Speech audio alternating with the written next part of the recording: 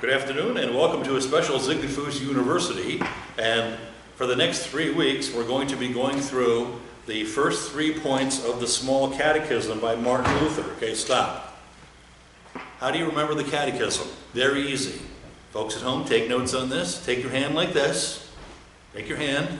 Ready? What is sin? The 10 Commandments. What do we believe? The Apostles' Creed. How do we pray? The Lord's Prayer. What is, how do you know you're a Christian? Baptism. How do you know your sins are forgiven? Lord's Supper. This book has the 5 points of the Catechism. Okay? And what is it again? 10 Commandments, Apostles' Creed, Lord's Prayer. For the next 3 weeks, today we're going to do the 10 Commandments. Next week, it's the Apostles' Creed. The week after that, the Lord's Prayer. Baptism and Lord's Supper, come back, we'll talk about that another time. Now, notice the shape of my hand. Isn't it beautiful? Yes, it is. Okay? Got this good hand? This finger, these are all attached to what? This part here? What do you call it? The palm of your hand? Okay? What's that? Well, that means to be a Christian, what's the palm of your hand? Saved by grace through faith, not by works of the law. In other words, it's the gospel. The DBR, the death, burial, resurrection of Christ, is this part of your hand. So to be a Christian, you have to believe that. Is that the end? Some people think you just walk the aisle at a Billy Graham rally and that's the end of it. No, there is content to the Christian religion. Okay, content. And the content are these 3 things.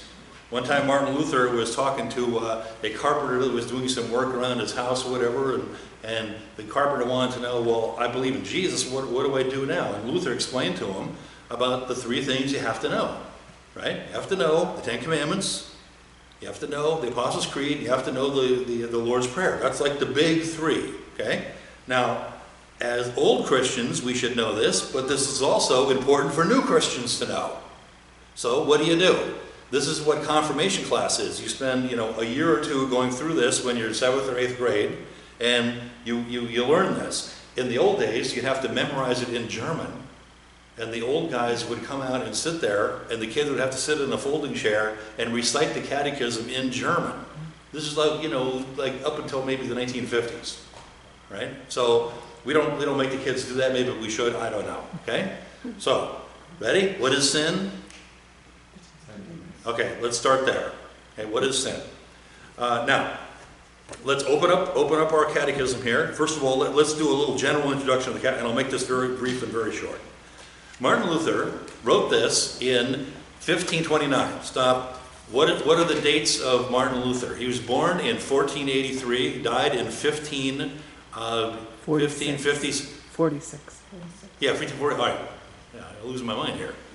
And so, what date do we use the Protestant Reformation? October 31st, 1517. So 10 years later, 1529, Luther is traveling around Saxony, northern Germany, and he goes to evangelical churches. Remember, they weren't called Lutheran churches, they're gospel-preaching churches. And he talks to the people in the pew. Okay, the normal, bowers, the normal fishermen, hunters, farmers, talks to those guys, the normal people. And he's shocked when he finds out that, what do they know?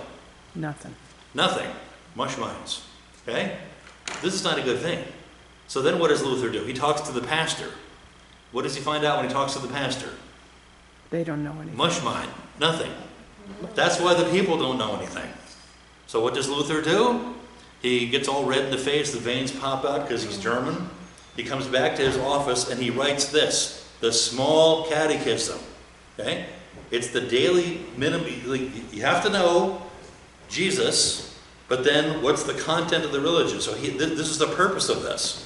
So this has been used since 1529 to teach people the basic content of the Christian religion. Extremely important, okay?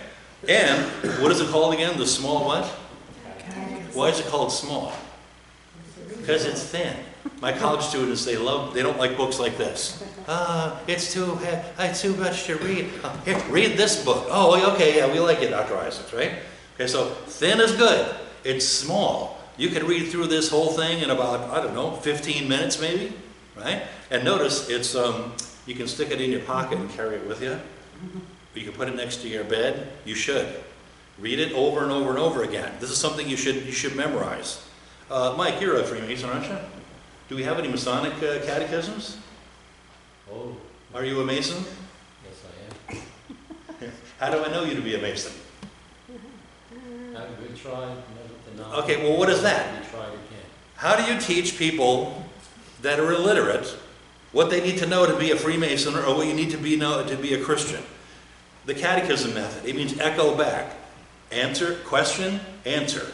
Answer, question. Question, questions, and answers. Okay? Is that an effective teaching method? Yeah. They've used this since the days of like the ancient Greeks. Okay? So Luther didn't invent this method, but it's a highly effective method. Answer, question. Do the Jehovah's Witnesses do this? Mm-hmm. When they come to your door, what do? Ask you a question. They have questions and answers and questions. They're not interested in dialoguing with you. Right. They know the answers for the questions they ask you so they can present their program. So the catechism method is highly effective, and it's used to teach people things. Answer, question, question, answer. Answer, question, and you memorize these answers, and they help you to understand things, okay? So that's the catechism method. Now, let's go to work on this thing. Let's do part one. Okay, part one. It's on page 6 if you have a small catechism like me, and of course you do. So let's follow along here. Now, first of all, how many commandments are there? Wrong. 613 commandments, right?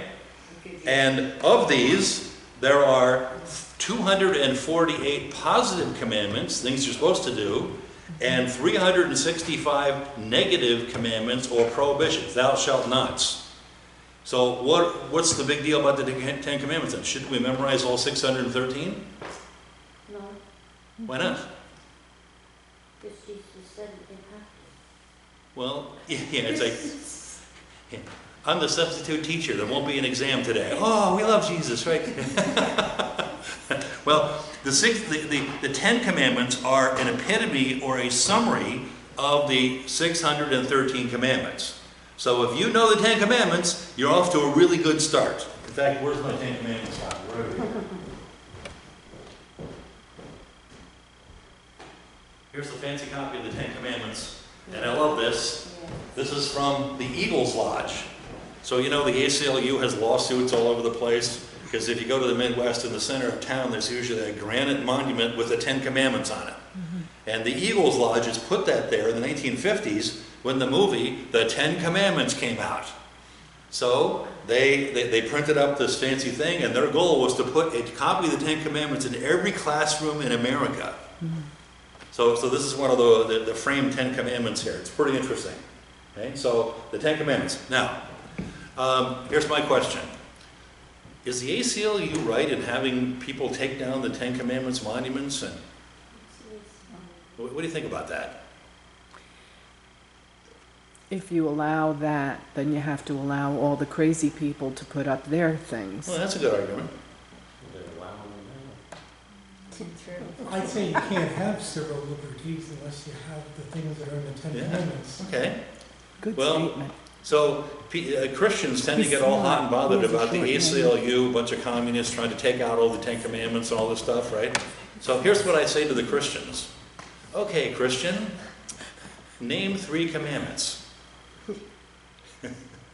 They're in favor of the 10 Commandments, but they can't name the commandments. Right. Which is a weird thing. Because I don't think God really wants you just to hang up a copy. This is a pretty impressive Right. lettering job. To hang it up and go, 10 Commandments. It becomes like an idol, doesn't it? But if you don't know the 10 Commandments, and then you don't use them, well, what's the point in posting the 10 Commandments in the schools? Okay, see how that works? I think given a choice, we'd rather have people know the 10 Commandments than just post it and have like maybe a granite monument in the center of town that nobody ever looks at. See how that works? Okay, so I think that's kind of interesting. Okay, now, all right, there's the 613 Commandments, the 10 Commandments. Where do we find the 10 Commandments? Where? Exodus. Chapter and verse. Ooh. Come on, you can do this. Come on, Pat. This is one of the parts of the Bible you have to know, all right? Exodus chapter 20, verses 1 through 17. Okay, so you can memorize that. It's not that hard. Exodus 20, 1 through 17. So you can follow along in the Bible, Exodus chapter 20, beginning with verse 1. Or you can follow along here. Now, if Luther was here, where would he tell you to look? He would tell you to read the Bible. Yeah. Sola Scriptura, right? So he's taking the Bible and taking a part out of the Bible and putting it up in questions and answers so you can learn it. Okay? So let's read a couple of lines here. First of all, from Exodus chapter 20, verse 1. Moses goes up by Mount Sinai, 1446 BC, and there God spoke. Okay? What's the source of the Ten Commandments? God. Moses did not write the Ten Commandments. God spoke the Ten Commandments. How did God create the heaven and the earth? God spoke the creation into existence. Okay? So he starts off by saying, here's the list of rules because I hate you. Is that what it is? No, he says this, ready? I am the Yahweh, your Elohim. I am the Lord your God, who did what? Brought you out of Egypt, out of the land of slavery. Stop. Who's God anyway? The Creator. He's giving you his New York State driver's license here. Right? In a world of polytheism, where there's thousands, millions of gods, he's telling you, I'm the God who appeared to Moses, the burning bush, I am who I am, Yahweh, and I'm the God who sent Moses to lead you people out of slavery through 430 years into the promised land, and then into the Sinai Peninsula, then ultimately into the promised land 40 years later. So that's who God is. So God is a creator, but he's also a lawgiver. Why does God give us laws? Because he loves us. Yeah. It isn't like, I'm going to ruin your day, I'm going to give you a bunch of rules. No. You see, God is the God of good order. Remember this. God is the God of good order. Okay? Whenever you say chaos, people fighting each other, filth, disaster, things being destroyed, that's Satan at work. God is a God of good order. He wants harmony and peace and brotherhood and love. That's what he's after. Remember, God is a builder, not a destroyer. So God is not the author of chaos. God is the author of good order. So when things are orderly and neat and harmony, that's God prevailing. Okay? So this is the God who led us out of slavery. Okay, do I have to do a 3-hour lecture on slavery? I'll allude to this. Slaves are non-persons. Okay? And who had slaves? Everyone. Everybody. It's a universal thing. You mean to say that the Native Americans who are one with the earth had slaves? Yeah, they had slaves. Do you mean to say that the Chinese had slaves? The Chinese had slaves. How about the Islamic world? They specialize in slavery. How about the Germanic tribes? They had slaves too. A slave is 1/10 of a human. A human being working is 1/10 of a horsepower. So if you don't have electricity, you don't have steam power, you don't have how do you get work done? Well, you enslave people and make the 1/10 of a horsepower do the work for you. Okay? This is one of the things that we don't understand, that how much horsepower do you have? How about your car? What's your truck, like maybe 300 horsepower, something like that maybe? 350, okay. So Mike's truck is the equivalent of having 350 horses hooked up and hauling him around town. How long would it take you to hook up 350 horses? How much manure would it produce? It's good to be alive right now, right?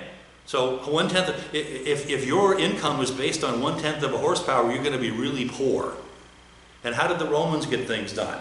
Because it's talking Roman Empire. The Romans got things done by slavery. About 60 to 80% of the population in Rome were slaves. Slaves are non-persons. Usually they don't have a name. You give them a name, like usually some Hercules or something, some single name like that, and they work 7 days a week. They work 24 hours a day. They have no rights. When they die, you just go get a new slave. They're like disposable. Okay? So, do slaves need to have a constitution? Maybe a list of rules that God provides them, No, because what do slaves do? Slaves talk to their master, and their master tells them what the rules are in the house. Free people need a constitution. Free people need the Ten Commandments to help them understand what it means. What are the rights? What are the responsibilities of being a free person? Remember that? Rights and responsibilities have to be kept in constant balance.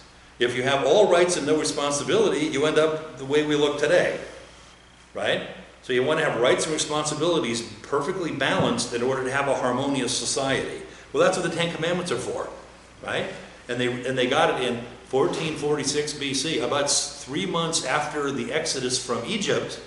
They're in the desert, and Moses goes up the mountain, comes down with the Ten Commandments and gives it to them. That's the foundation of a civil society. Okay? So that's a little background. So it comes from God, who makes them into a free people. Now, let's do. There are how many commandments are there? 10. Okay. The first 3 tell you how to get along with God this way. The second 7 tell you how to get along with each other. I talked about this in the sermon yesterday. What is true religion? Love God and love your neighbor, and it has to be kept in a dynamic tension. From a comparative religion perspective, any religion that only does we love God and they hate human beings is a warped religion. You have to have the two in a dynamic tension. Love God, love your neighbor. So the first 3 commandments are how do you, we're down here, shape it like a cross here. You're down here, God's up here. How do you get along with God? Okay? Very important. So that's the first 3 commandments. So I'm going to read a little bit of the background here. Starts in verse 3. You shall have no other gods before me. Right? You shall not make of yourself an idol, a graven image in the form of anything in heaven above, or earth beneath, or the waters below. You shall not bow down to them and worship them. For, ready? I, the Lord, the Yahweh, your Elohim, am a jealous God, punishing the children of the sin of the fathers for the 3rd or 4th generation, for those who hate me, but showing love to 1,000 generations for those who love me, for keep my commandments. Okay, stop. Let's talk about that one for a minute. What is this, that God's going to punish the 2nd and 3rd generation for people that violated commandments? What does that mean? It's a civil society. Okay? If you get rid of the 10 Commandments and get rid of God, then nature will take care of itself. You have chaos in the streets, people stabbing each other, shooting each other. Every time you watch the news, it's some one outrage after another. Every weekend, 50 people shot in Chicago, right? Okay, so if you get rid of God, you reap what you sow, and you have chaos in the preceding generations. Okay? And then what is this stuff about you shall not bow down to anything in the earth beneath, the waters below? What is that stuff? He's speaking into the face of a polytheistic world. Okay? Who's polytheistic? Everybody who surrounds Jerusalem. The Greeks, the Romans, the Syrians, the Egyptians, everybody, the people from India, everybody's a polytheist except for the Jews who are monotheistic.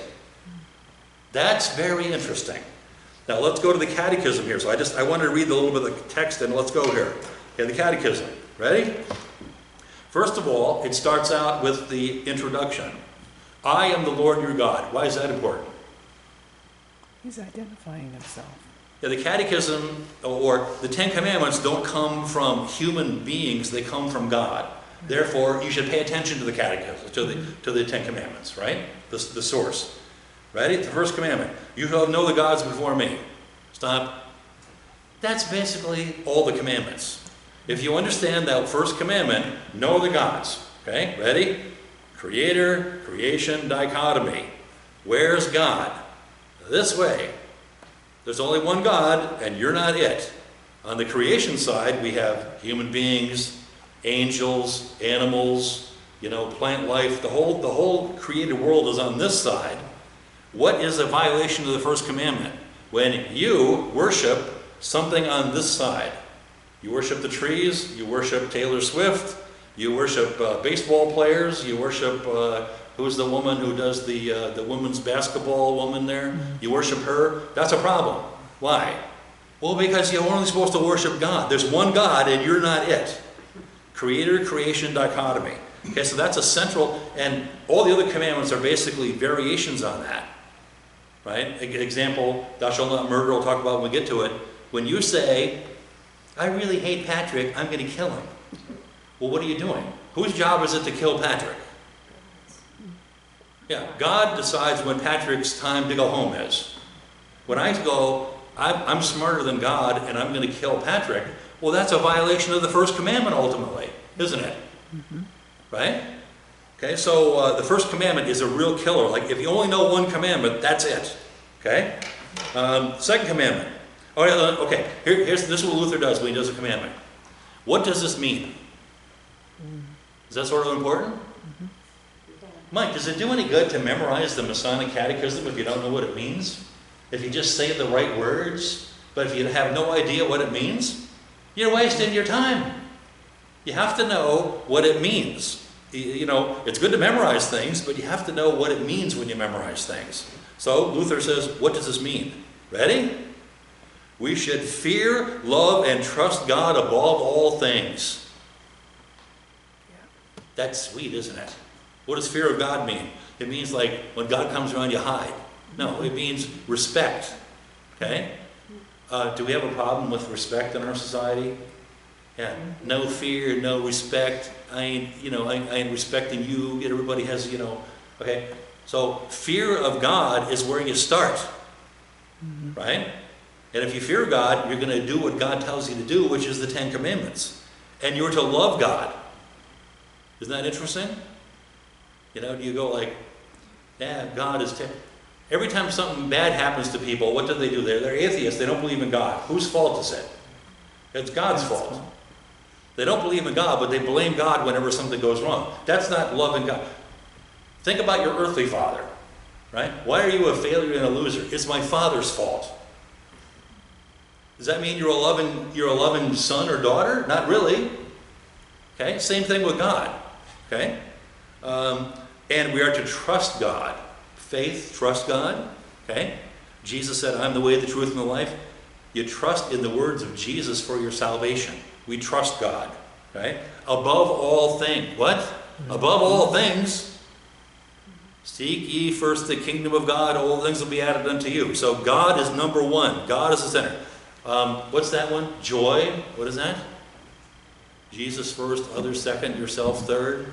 Okay, so you put God first, and everything else will click into place. Okay, that's God's promise. Okay, we could go on and on. Well, let's do the second commandment. What's the second commandment? You shall not take the name of the Lord your God in vain, for the Lord will not hold you guiltless for those who take his name in vain. Stop. Again, I really get a kick out of this one. Yeah, people who are atheists, they walk around talking about Jesus all the time. Oh God this, oh Jesus. And you say to them, well, you must be very religious because you talk about Jesus all the time. Oh no, we're mocking God and scoffing God. They don't believe in God. Right? Go ahead. I dare you. Get on the airplane, fly over to Saudi Arabia, please. You hit your thumb with a hammer and say, oh Allah. Right? What's going to happen to you? You'll be one head shorter. Right? So then, if you're an atheist, why do you only insist on insulting and invoking the God of the Holy Bible? Oh Buddha. No, you wouldn't do that. That wouldn't be respectful to people in India. Isn't that interesting? So they go out of the way. God will not be mocked. That's a very important thing. God will not be mocked. Think about that. Do we mock God and shame God? Yeah, we do this all the time. Right? So the name of Jesus should be a name that's above all other names. The name of the Holy Trinity, the name of Yahweh, the name of God, we should hold in respect. It's not a swear word or a substitute for a swear word. So teach your grandkids that. A grandkid's like 7 years old. Oh God. It's like, well, where do they get that from? Well, they get it from their school and their parents and everyone around them. Right? So you have to say, no, we're Christians and we don't talk that way. We hold the name of God in respect. Remember, what do Orthodox Jews do? They don't pronounce the name Yahweh, the ineffable name of God, out of respect for deity. That's the kind of attitude you should have about the name of God and the name of Jesus. Kind of important, okay? What does this mean? In case you don't know what it means, let's see what Luther says. You should fear and love God. Isn't that interesting? Same as before. So that you do not use his name superstitiously, or to curse, or to swear, or by deception. Okay, what does that mean? Some people are superstitious. Christians are not superstitious. Okay? We don't believe in ghosts. We don't believe in lucky numbers. We don't believe in luck. Right? We believe in God. We believe in the providence of God. We believe in God's hand. We don't believe in luck. We're not superstitious. Christianity smashes superstitions. Superstitions are pagan ideas, and we don't believe that. So you don't invoke the name of God when you're going to buy a lottery ticket or something. You're a lifelong atheist, but you invoke God to heal Uncle Fred or something. Okay? God is not a superstition. How would you like to be used like that? Right. You know? The only time we ever call on you is we want to try to get something free from you. Other than that, we have no use for you. Yeah. Okay? So superstition is a mockery. Or to curse, or to swear. We talked about this already. Or by deception. Right? It's God's truth. Put your hand on the Bible. I swear to tell the whole truth, nothing but the truth to help me God. When you lie, you commit perjury, and you're insulting the name of God. Okay? But call upon it in every time of need and worship and prayer and praise and thanksgiving. In other words, do you only call on God when you want something? No, you call on God just to say thank you. Isn't that kind of a shocking thing? That's why you come to church, on Sunday, to worship God and tell God thank you for getting me through the week, for watching over my family, for protecting my country, my friends. Right? That's what it's for. It's time of thanksgiving.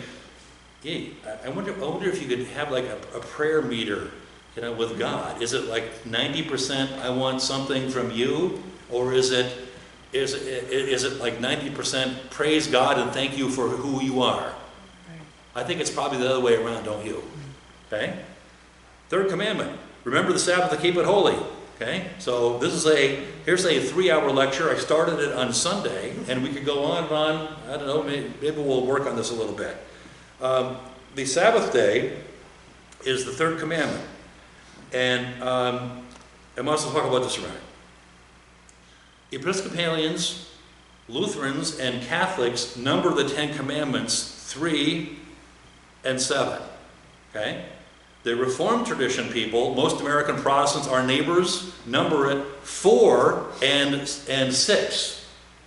It's the same commandments. They just bracket them differently. So sometimes they'll talk about the 4th commandment is the Sabbath commandment. No, the way we numbered it's the 3rd commandment. It's the same commandment. Okay, so you get that confusion out of the way. Like these 10 commandments here are bracketed 4 and 6, not 3 and 7. So you have to know that when you talk to other people, usually Calvinist, Reformed people, Methodist people, most American Protestants bracket it. So the 10 Commandments that are posted in the school or in the town square are really Calvinist or Protestant bracketing of 10 Commandments, not the way Lutherans do it, or Catholics or Episcopalians.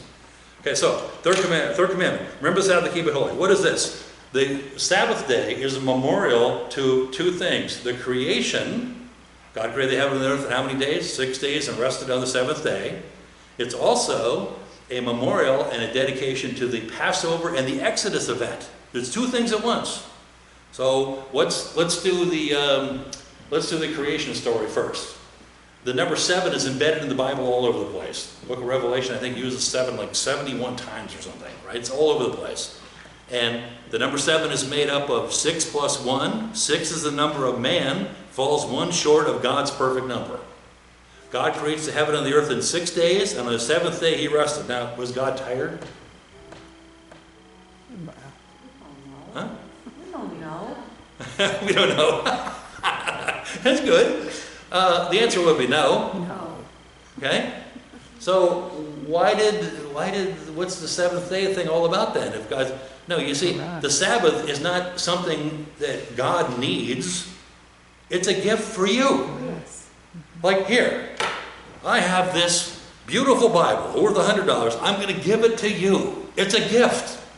Okay? So what do we do with the gift that God gave us? Abuse it. That's what we do. So when you honor the Sabbath day, that you are thanking God who gave you the gift of a day. Is that a good thing? It's a beautiful thing. Again, I could go on for hours about this. You know, that the people who, everybody today is stressed out. Everybody, short fuse, they're going to get in fist fights, road rage incidents, everybody's raging and fighting all the time, in a bad mood, all depressed all the time.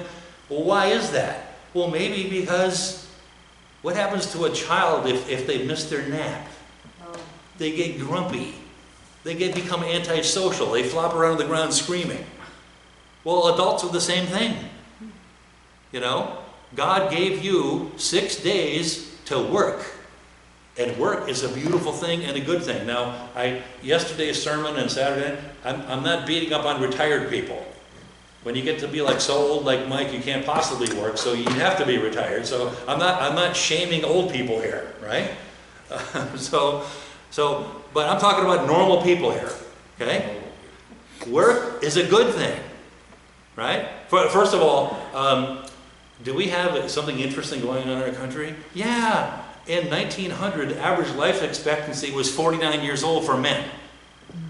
So did they worry about retirement years? No, you're dead for 30 years before, you know.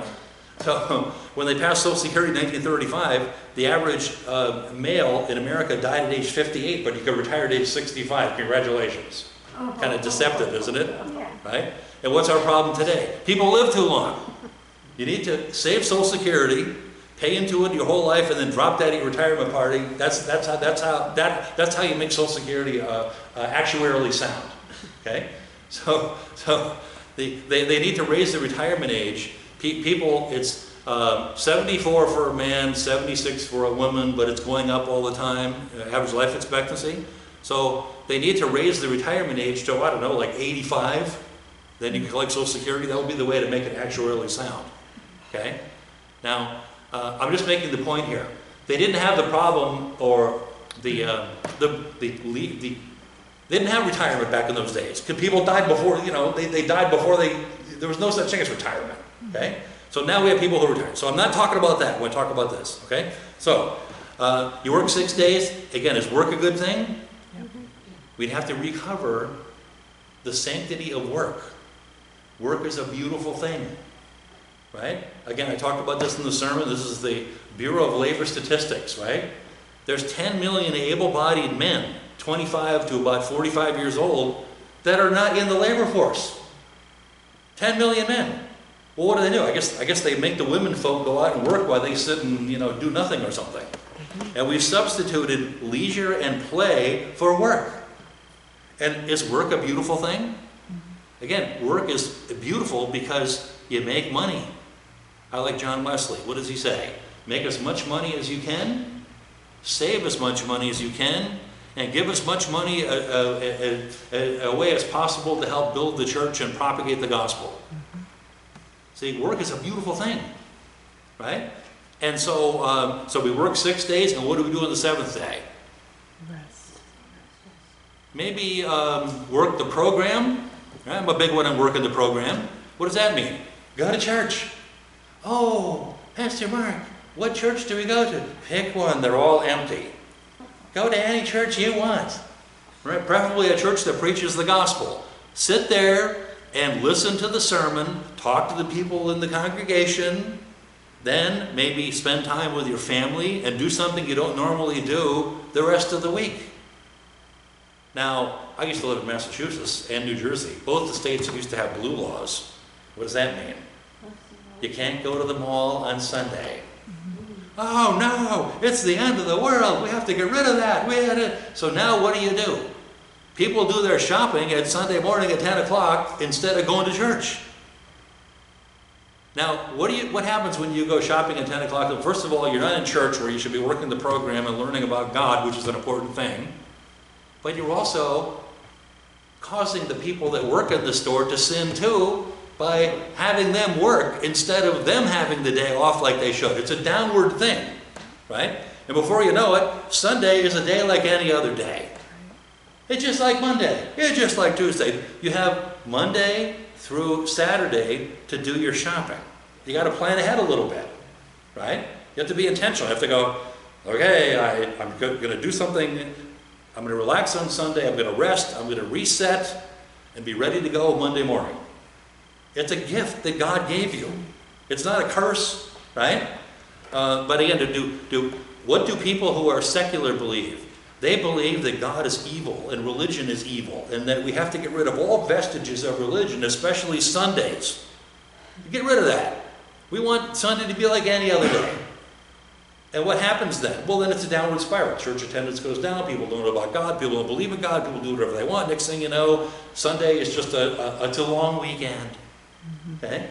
So the Sabbath is an extremely important thing. And then, ready? We're Christians. Why do we worship on Sunday instead of Saturday again? You know the answer. It's a celebration of Easter. Yeah, it's a mini Easter. Remember? What's the gospel? The DBR, death, burial, resurrection. Every time you come to church on a Sunday, you are saying it's the Lord's Day, the day that He rose from the dead. Easter. Easter time. Mini Easter.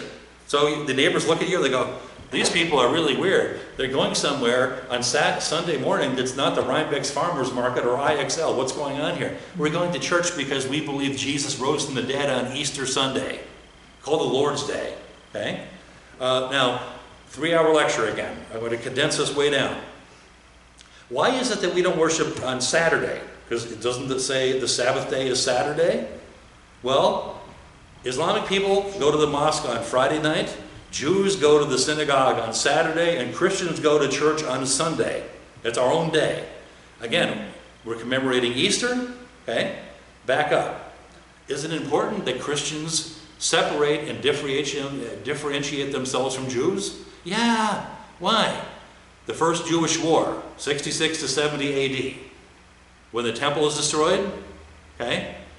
Well, what happened then? The Jews, zealots and Sarkari people, terrorists, went to war against the Romans, and they lost and they destroyed the temple. Is that the end? No. There's a war that's even worse than that. Simon Bar Kokhba, son of the morning star, he proclaimed himself the political military messiah. 131 to 135 AD. Hadrian, you remember Hadrian's Wall? Okay? Hadrian sends in the Roman legions, and they killed 500,000 Jews living in what was left of Jerusalem, and they prohibited Jews from living in the Holy Land. Right? And what did the early church do during this time? We separated ourselves from the Jewish terrorists. We're not revolutionaries. We're not trying to kill the Romans. So it's important that we have a different day than they do. Right? Hadrian and the Romans actually, they're polytheistic. They actually went to the point of saying, you can't worship on Saturday. Your God is ridiculous. And they tried to wipe out Judaism. It's like a Holocaust event. Okay? So one of the reasons we worship Sunday is because we're not Jewish. And we commemorate Easter. That's the anchor point. Okay? But there are Christian churches who do celebrate. Yes, and what's the point there? Okay? This is called the Restorationist Movement. It's a 3-hour lecture. It's in upstate New York, in New England. Starts in the 1830s. Mormonism is part of this, Seventh-day Adventism. So how did this happen? They wanted to go back to the Eden. In the Garden of Eden, God created the heaven and the earth in 6 days and rested on the seventh day. So they want to try to go back to vegetarianism, the seventh day, and so on and so on. So that's the thinking behind that. Right? So it's a long controversy. There's all kinds of articles about this. You might want to read it. It's kind of interesting. But of course, for you people that come on Saturday night, you don't have to worry about it, do you? That's right. So we have heretics in our own midst here. Right? Okay. So remember the Sabbath, keep it holy. Okay. So what does it mean? Ready? Listen to what Luther says. We should fear and love God. What? Why do you want to remember this? Because you fear and love God. That's why it's God's gift to you. That we should not despise His word and the preaching of it. Faith comes by hearing, hearing by the word of God. If you don't work the program and come and hear the word read to you and preached to you, well, no wonder you feel distant from God. Okay? But acknowledge it as holy. Sunday is a holy day. And do you know a word that the Old English word for holy is holiday, holy day, right? Sunday is a holiday, holy day, okay? And you should gladly hear and learn it, right? Again, you have to learn the Christian religion. That's what the Catechism is all about, okay? Now, let's do all right, so that's the first 3 commandments. How do you get along with God? 1, 2, 3, this way. Now we're on 7, this way. How do you get along with each other, okay? Starts with the 4th commandment. Look at the 4th commandment. Isn't this interesting? Honor your father and mother, that your days may be long in the land which the Lord has given to you. Okay, stop. This is the only commandment that comes with the promise. That if you honor your mother and father, then you're going to live long in the land. In other words, your civilization is going to thrive. Do we have a problem with honor your mother and father? Don't get me going. Right? The whole starts, probably back in the 1960s, right? Don't trust anyone over age 30. Okay?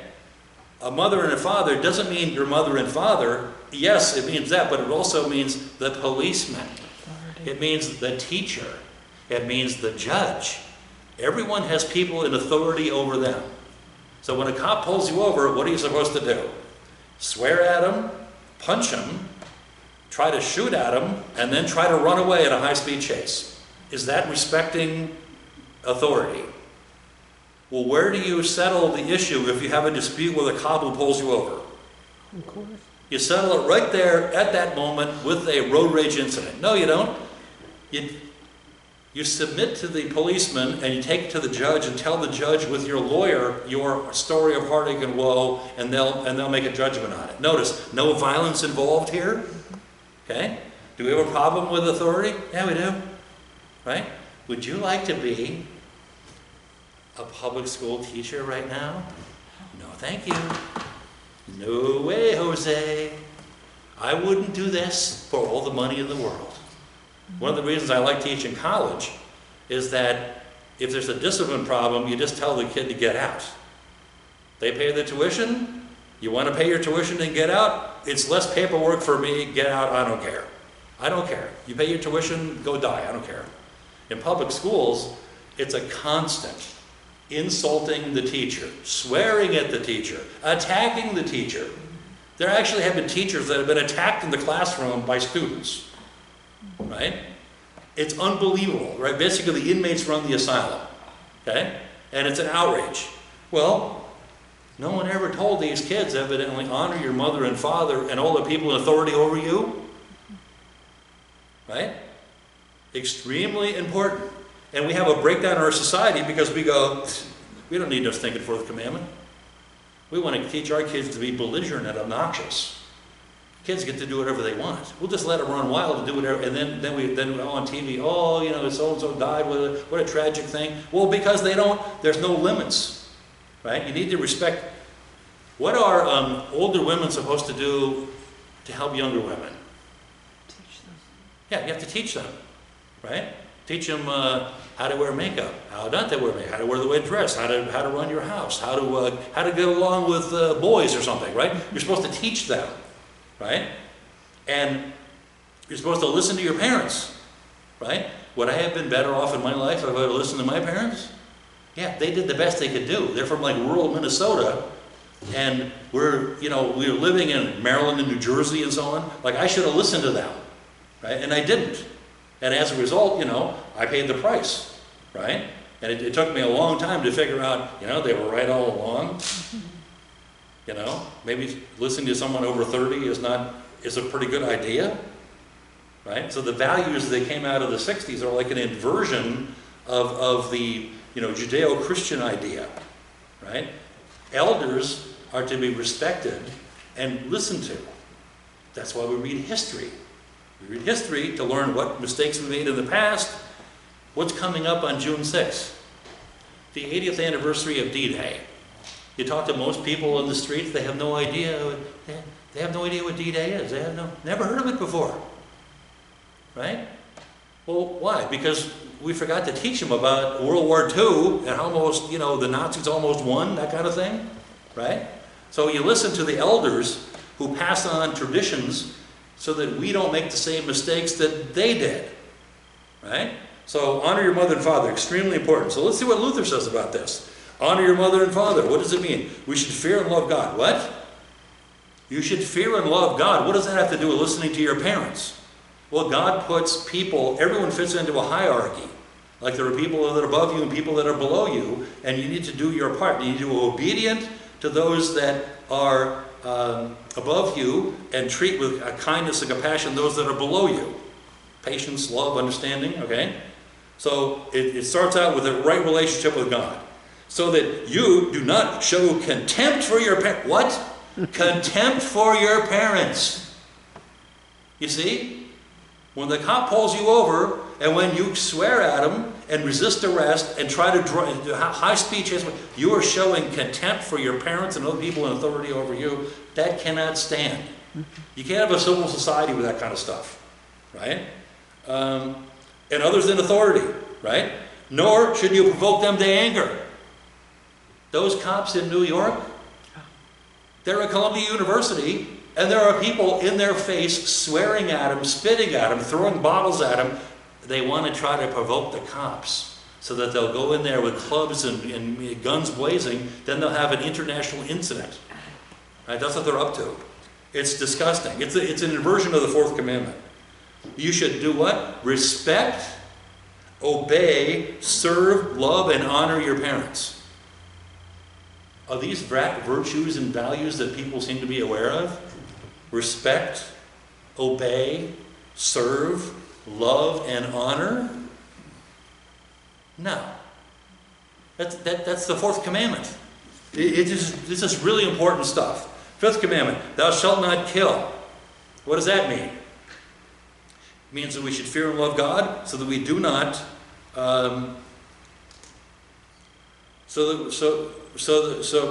we should fear and love God so that we do our neighbors no bodily harm or cause them any type of suffering, but to help and befriend them in every way. It's not enough to go, I'm not going to kill my neighbor. No, you're supposed to go and help your neighbor, help them prosper, help them.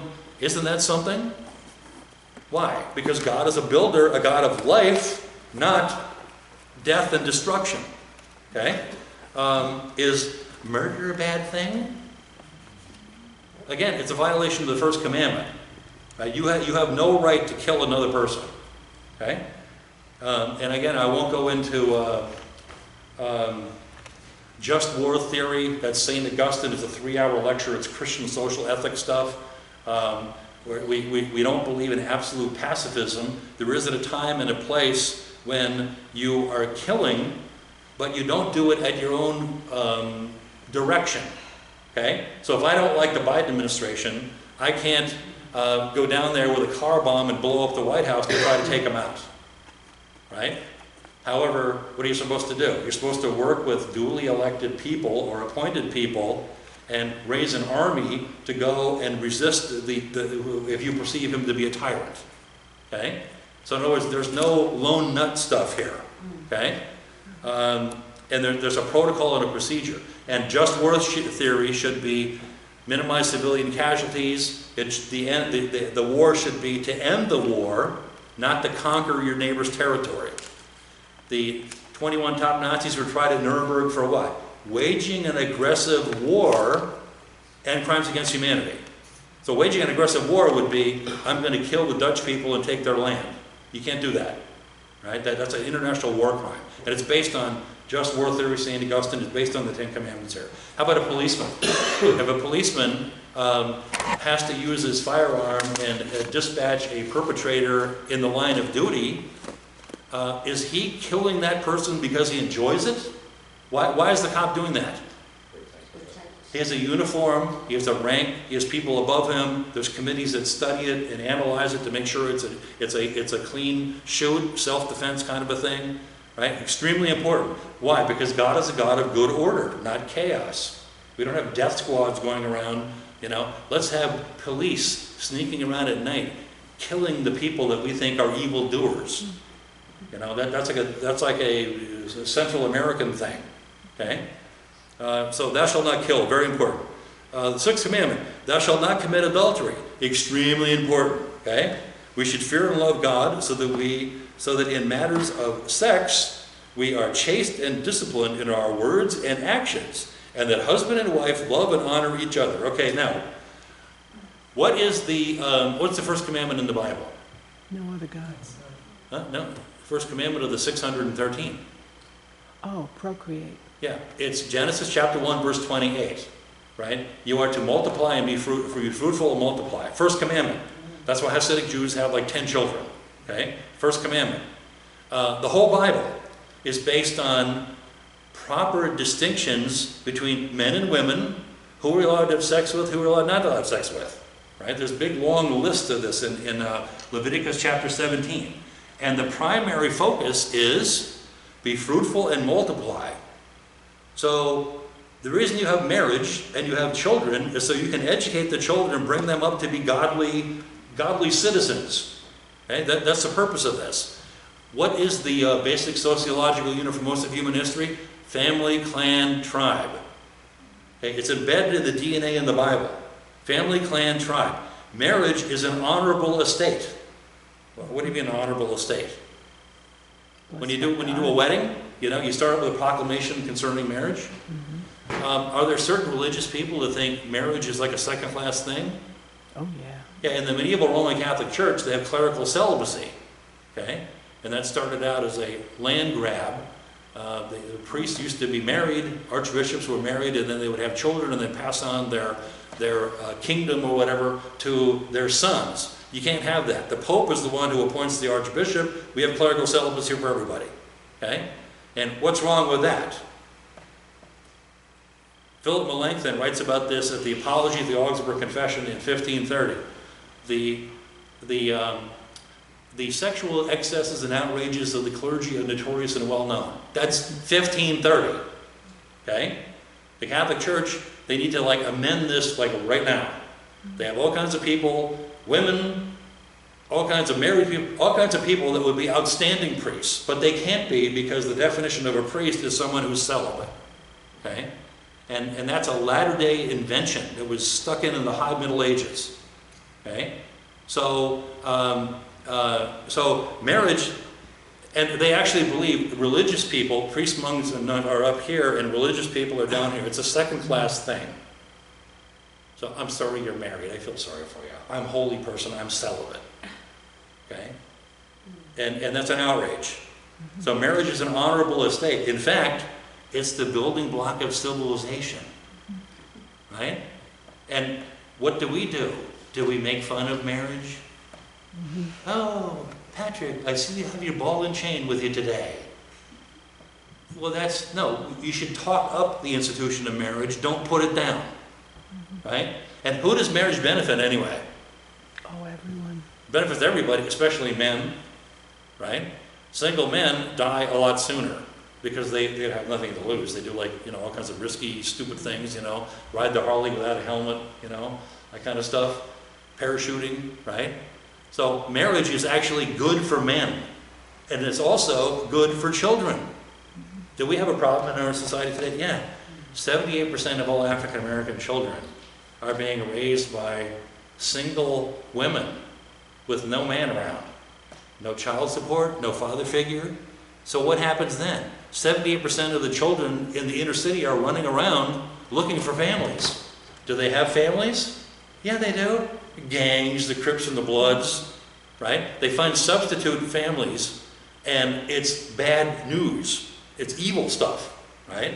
So you're not going to correct the social problems of our society unless you do something like support the institution of marriage. Talk marriage up. Marriage is a good thing. It's a blessing. It's a wonderful thing. Okay? Do we value that in society today? Not really. Famous women singers, they have 3 or 4 children, and there's no man around. So middle class, lower class women think, well, I could raise children without a man around. No, it takes 2 parents, and even then it's hard, right? So the whole family structure is Meshuggah. It's crazy, okay? So we need to speak up and support the idea of marriage, right? Okay, here we go. Okay, 7th commandment. Thou shalt not steal. What does this mean? We should fear and love God so that we do not rob our neighbors of their money or property or take from them by unfair dealing and fraud, white-collar crime, but help them to improve and protect their property by means of making a living. In other words, you want to build up, right? Don't do frauds where, you know, like on the internet, you know, there's a scam every other day, right? People try to rob you and steal you from you. It's not even armed robbery anymore. Our church lost, what, $52,000 because of a bank fraud thing? And you report to the cops and they're like, in the bank, because they don't seem to be alarmed by it. It happens all the time, I guess. But if you walked into the bank with a gun and robbed the place of $52,000, the FBI would be looking for you. So it's like, you know, the internet crime is like insane. And people think that's okay to do that. Why? Well, thou shalt not steal includes cybercrime, right? And it includes, you know, being an honest person, right? Build up the neighbor. Don't rob from them. Thou shalt not steal. It's okay. Let's talk about this a second. Who owns the earth and everything in it? The earth is the Lord's and the fullness thereof. Who owns it? Okay, so when you die, what happens to your property? You are a steward of everything that God has given you. Okay? Now, what's interesting about that? The state is not God. The state doesn't own you. The state doesn't own your property.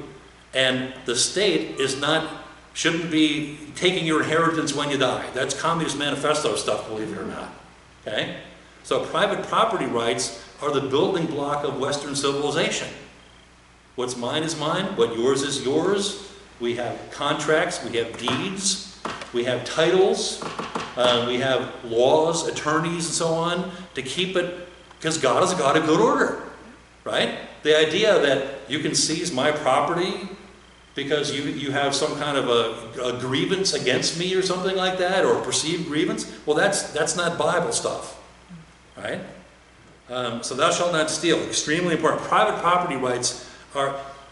There's a guy named Hernando de Soto. He's an economist. He's not the explorer. It's a guy named Hernando who's from Peru. He wrote this about 15 years ago. Why is Central America and South America all screwed up? It's screwed up because they don't have private property rights. Right. Like if you went down there and said, I'm going to start a hacienda, a ranch or something, I want to buy a couple hundred acres, you can't. Because certain controlling families control you can't buy and sell land. It's complicated. In other words, the property rights are so screwed up that there's no chance you're going to have any economic development. And what happens when you don't have economic development? Everybody is poor. See? So private property rights are essential. And also, is it good to own a house? Why is that? Stability. Are you going to go out and start a riot and a revolution if you own a piece of the rock, a house? The answer is no. Right? If you own a piece of the future of the country, you're not going to be a revolutionary. But if you're just, you know, living in a rented thing, you have no skin in the game, you have nothing to lose, well, guess what? That's what they want. They want mobs of people going through the street destroying things. See how that works? Yeah. So private property is a very important thing to maintain and talk about. Thou shalt not steal. God's not kidding when he says, thou shalt not steal. It's not a joke. Okay? The 8th commandment. Thou shalt not bear false witness. Okay, what does that mean? You should fear and love God so that you do not betray, slander, lie, or gossip about your neighbors, but defend them, speak well of them, and put the most charitable construction on all that they do. In other words, don't like slander people and put people down, right? You know, the internet does this all the time, you know? Kids cyberbullying. They bully kids and the kids commit suicide. It's an awful thing, right? So you should build people up, don't attack them and tear them down, okay?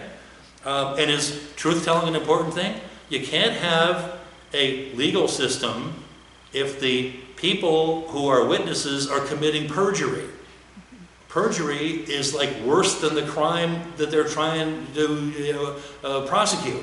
Perjury is the worst. If you have people lying all the time, well then you can't have it. You can't have a legal system, right? It's whoever happens to be the most powerful person at the time gets to make the rules. They get to be the king. Right? So truth doesn't matter. Ninth commandment, you should not covet your neighbor's house. What does this mean? You should fear and love God so that you do not plot or take our neighbor's possessions, inheritance, home, or obtain it through deceptive means. Again, white-collar crime. But assist them and serve our neighbors in keeping what is theirs. In other words, again, build them up again. Stop. Is coveting a problem? Yeah. Cain killed Abel, the first murderer in the Bible, Genesis chapter 4. Why? Because Cain envied Abel. Cain offered fruits and nuts as a sacrifice. God didn't accept it. Abel offered a blood of a lamb, and his sacrifice was accepted. Out of envy, Cain killed Abel. Envy is the root of like murders, schemes, plots, jealousy, all kinds of evil stuff comes out of envy. Envy, again, what does Satan want? Does he want you to get along with people? No, he wants you to be envious of other people. He wants you to try to get their stuff, steal their stuff, kill them, take their stuff. Envy is a base emotion that's truly evil, right? So, oh, rich people have all that money. We should really take their money. Well, that's envy. That's a base human emotion that you need to, don't embrace that, okay? 10th commandment, you should not covet your neighbor's wife, or his workers, or his livestock, or anything that is your neighbor's. All right, now, okay, let me talk about this. This is an economics one. Family, clan, tribe, basic sociological unit. You don't undermine your neighbor's house by taking the wife. You don't undermine the neighbor's enterprise by stealing their workers, right? So if you're in an industry that has tight competition, you shouldn't go and try to hire and lure away the employees of the other people, right? Or you don't steal their livestock. Okay, this is the days when the herds would be mixed all together, or anything else that is your neighbor's. Okay, extremely important. What does this mean? We should fear and love God so that we do not ruin our neighbor's relationships. What's life all about? Relationships, right? Who do you know? Grapevine. 80% of all jobs come through the grapevine. Who do you know? Relationships are what life's all about. If you slander someone or undermine their relationships, you're robbing those people of their reputation, right? So again, careful what you say on Facebook about people, right? It's a weapon. You have to be a Christian about this stuff. Christian social ethics. Go ahead. That also includes honoring other people's marriages. Yeah, no kidding. There's such a lack of respect of other people's marriages that even you could be married, a married couple, but if somebody finds one of those people attractive, they'll hit on the other person and they'll think there's hit no on problem them, and that's just not cool. Yeah, it's a violation of the Ten Commandments. Yeah. Again, the Ten Commandments they're boundaries. What is lawful, what is not lawful, right? And that's a good thing. And outlaws, they don't care about boundaries. There's no boundary. This is how you can tell somebody who's a psycho. They have boundary issues. They don't understand. This is mine. That's yours. Get out of my house. Don't. See what I mean? So boundary issues are like a red flag for people. So the Ten Commandments, God tells you what you can do, what you can't do, and that's not a curse. It's a blessing. It's a beautiful thing, right? And if you go by God's rules or whatever, your life will be blessed, and you won't be dysfunctional and all that stuff. Mm-hmm. Our world is dysfunctional because we've said that we don't want that, right? We do whatever we want. You ain't the boss of me. Yeah. That's what they tell you, don't they? Yeah. I have no respect for you. I have no respect for anybody. I do whatever I want. Yeah. Well, that's why your life's a train wreck, right? And then you're supposed to go clean it up for them, So anyway, that's the Ten Commandments. Wonderful. Wonderful. Right? Hopefully it'll give you something to think about a little bit. Now, you can keep those and bring them home with you. Bring them next week, right? I know what happens when you give handouts. You have to give handouts every time you meet because, they never come back. So, take it home and read it and study it. It's very useful